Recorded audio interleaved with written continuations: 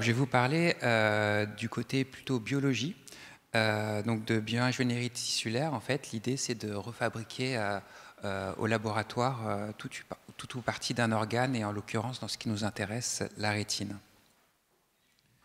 Donc, j'avais préparé quelques éléments introductifs, mais maintenant, vous savez tout sur la rétine depuis ce matin. Et simplement, je voulais insister sur une partie, c'est que la rétine est composée d'une partie neuronale, donc avec des cellules capables de transmettre, de convertir l'information lumineuse en signaux électriques. Et ensuite, ces signaux sont intégrés dans différentes couches neurales de la rétine. Mais également, ces cellules, cette rétine est aussi composée d'une monocouche de cellules de soutien qu'on va appeler cellules RPE, qui ont une fonction de soutien qui permettent de préserver les photorécepteurs. Et donc, dans les rétinites pigmentaires, on va avoir différentes atteintes dues à des mutations génétiques qui peuvent affecter soit la partie photorécepteur, donc la partie neurale, soit la partie des cellules de soutien, des cellules RPE. Donc, ce qu'on sait, c'est que ça représente, dans 95% des cas, ça va être la partie des photorécepteurs, et dans 5% des cas, ça va être les cellules RPE, donc ces cellules de soutien. Ces cellules de soutien donc, qui sont représentées sur ce schéma en jaune, donc qui sont juste apposées aux photorécepteurs, ces cellules de soutien, elles vont avoir un rôle lorsqu'elles sont mutées dans ces rétinites pigmentaires qui vont être défaillants et donc qui vont entraîner progressivement la mort des photorécepteurs. Donc en fonction de la progression de la maladie, on va avoir des photorécepteurs qui vont plus ou moins disparaître. Et donc, on peut envisager, comme vous l'avez vu depuis ce matin, de la thérapie génique à des stades très précoces pour éviter la dégénérescence des photorécepteurs, en apportant donc les gènes qui sont mutés, comme c'est le cas du Luxturna pour le RPE65. On peut avoir d'autres stratégies de neuroprotection, comme vous l'avez vu avec Sparring Vision. On peut avoir aussi des approches lorsque les photorécepteurs ont déjà complètement dégénéré. Et comme vous l'avez vu également, l'optogénétique. Ce que nous faisons au laboratoire, c'est que nous reconstruisons in vitro les cellules RPE, donc ces cellules de soutien qui ont dégénéré, et l'idée c'est de les apporter, donc dans cette piste de traitement, c'est d'apporter ces cellules qui sont saines et qui ont les gènes qui sont mutés chez ces patients pour éviter la dégénérescence des photorécepteurs. Donc c'est également une stratégie de neuroprotection. Et ce que je vais vous présenter également après, par la suite, c'est que nous essayons de fabriquer au laboratoire des photorécepteurs dans une organisation très particulière qui mime ce que l'on retrouve dans la rétine non endommagée. Donc c'est ce que je vais vous montrer dans un second temps. Donc, comme je suis biologiste, je vais surtout axer sur l'aspect biologie cellulaire. Donc, pour produire ces cellules de la rétine, nous avons besoin d'un matériel biologique qui est capable de se renouveler de façon quasi illimitée et de se différencier dans n'importe quel type cellulaire du corps humain. Et en l'occurrence, ce qui nous intéresse ici, c'est la rétine. Donc, on dispose d'un tel outil, c'est la cellule souche pluripotente. Ces cellules souches pluripotentes, on en a de deux catégories. Elles peuvent être d'origine embryonnaire, ce qu'on appelle les cellules souches embryonnaires.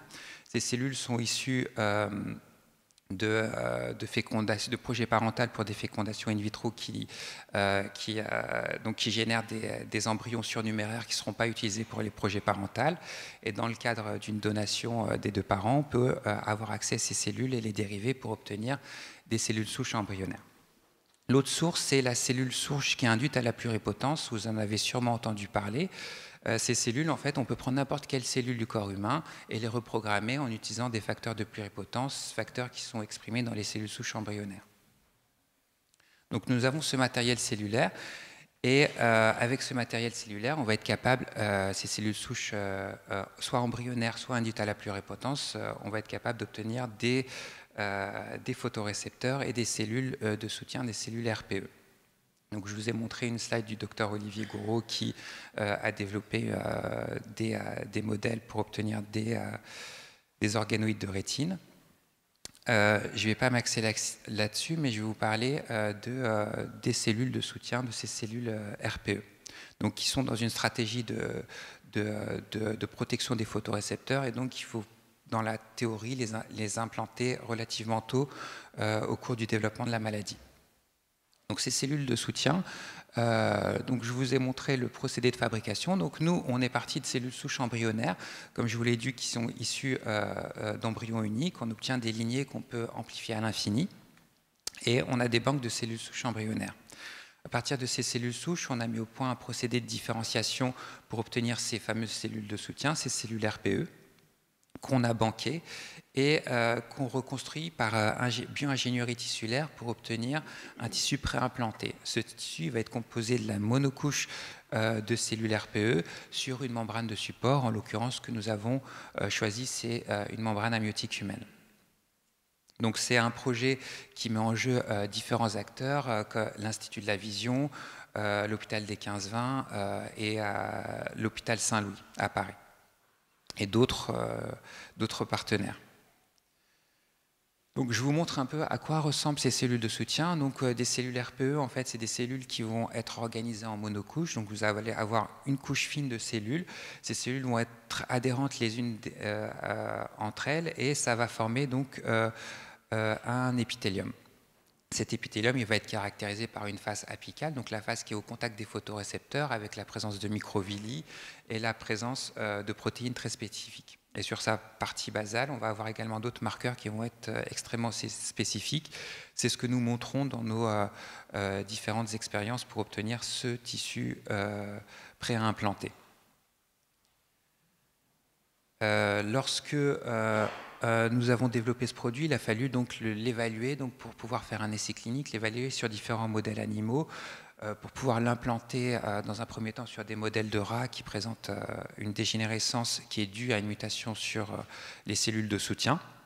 Il a fallu adapter la technique et avoir une façon de l'implanter chez ces animaux. Donc pour y arriver, nous l'avons inclus dans une sorte de gélose qui permet de donner de l'élasticité et de la rigidité aux produits qu'on cherche à implanter. Donc cette monocouche qui est extrêmement fine, ce que vous voyez sur ces différentes images. Nous l'avons implanté donc chez le rat et nous avons analysé les rétines après différents temps après implantation. Et ce qu'on a pu observer, c'est qu'on était capable de préserver les photorécepteurs et donc qu'on avait la fonction qu'on souhaitait.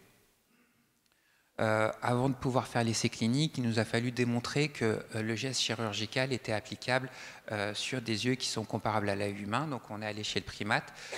Sur ces fonds d'œil, on voit que le patch a une forme de carte SIM. L'idée, c'est d'avoir un repère pour pouvoir reconnaître le sens dans lequel on va déposer le greffon.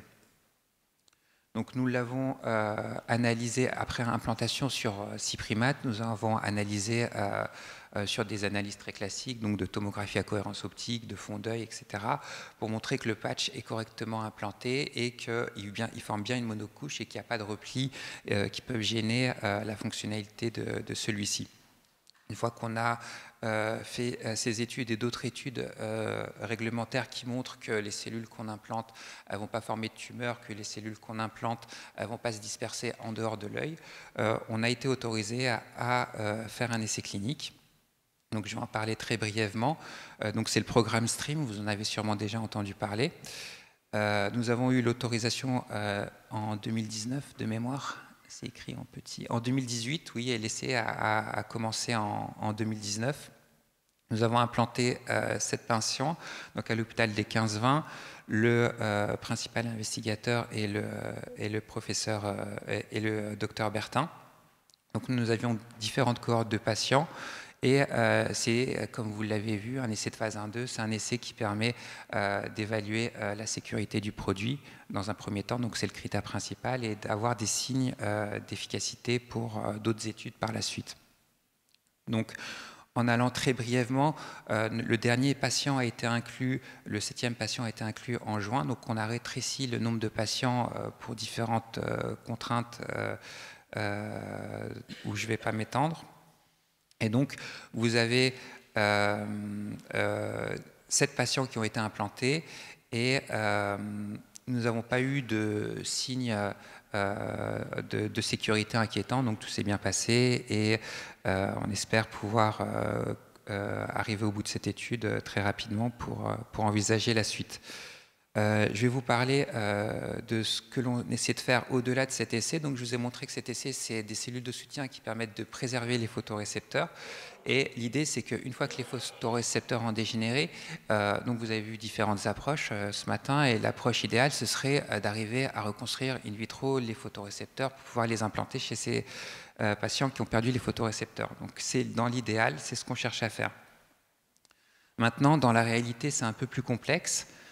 On a fait différents essais sur différents modèles animaux et on a montré que injecter des cellules en suspension, des photorécepteurs, des précurseurs de photorécepteurs en suspension, ça ne fonctionnait pas comme on l'aurait souhaité.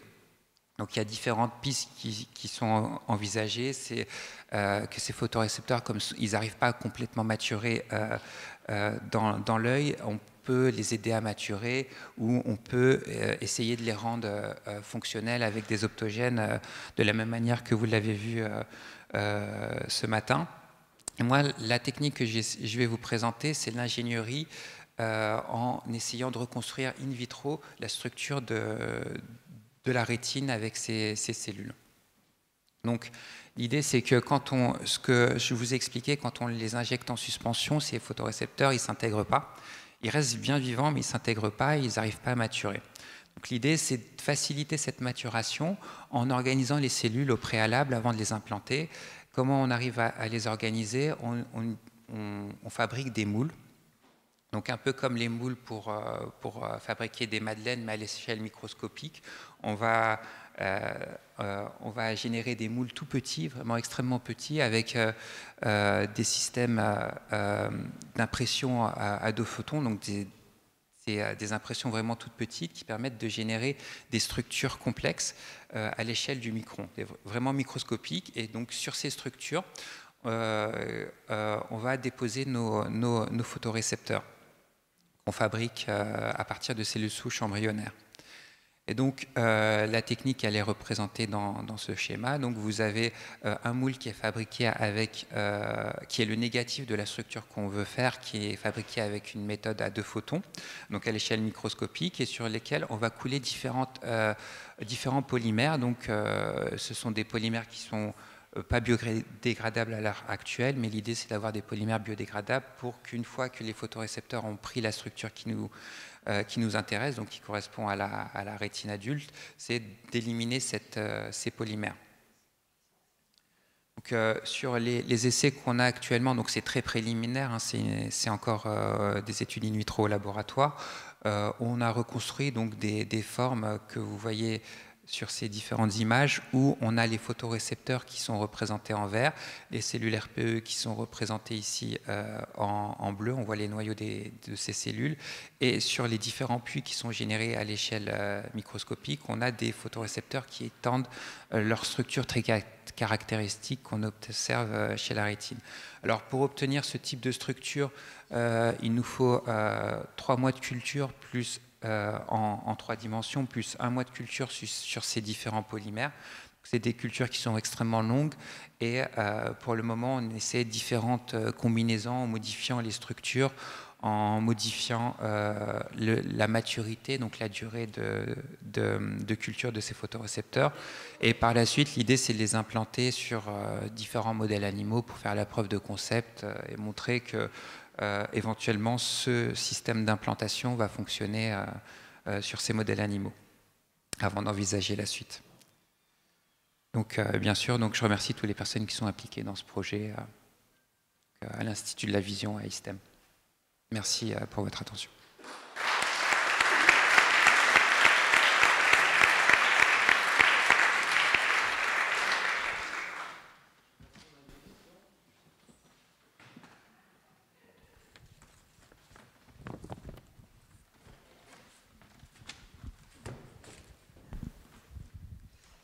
Bonjour, j'ai une question.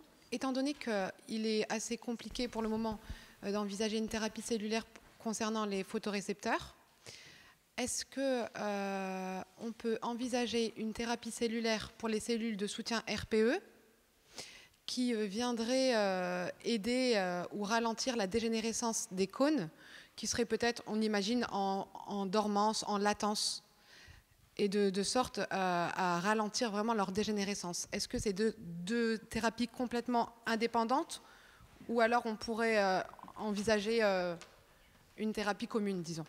Alors en fait, ce que j'ai décrit, donc, c'est les cellules RPE, elles sont en essai clinique dans deux mutations très particulières, donc la mutation LRAT et la mutation MRTK, qui sont des mutations spécifiques de ces cellules de soutien. L'idée, c'est qu'en fait, on va mettre des cellules de soutien qui sont neuves, donc qui sont fabriquées au laboratoire, qui vont remplacer les fonctions des cellules de soutien qui ne fonctionnent pas. Donc on agit sur les cellules de soutien. Et une mutation sur le photorécepteur, elle n'est pas due à la cellule de soutien, elle est due à quelque chose qui est intrinsèque au photorécepteur. Et donc, mettre des RPE dans des cas de mutation qui sont sur les photorécepteurs, ça n'a pas de sens parce que ça ne va pas permettre de préserver ces photorécepteurs.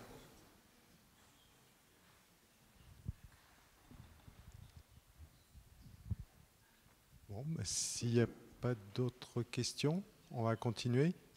Merci. Merci beaucoup.